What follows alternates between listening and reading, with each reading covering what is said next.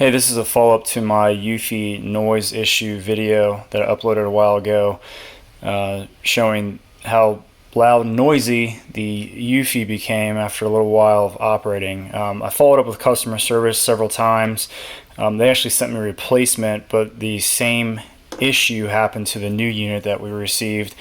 After taking some of the comments from the previous video, what solved my issue was putting some electrical tape on the right side or the non-keyhole side of the brush. Apparently, as this thing was operating, the noise was coming from this thing vibrating inside as it was running. So by putting the tape on here, this thing is not going anywhere, and it was just old electrical tape that I had sitting around. So hopefully this will solve your problem and get your Eufy running the way it was when you got it out of the package.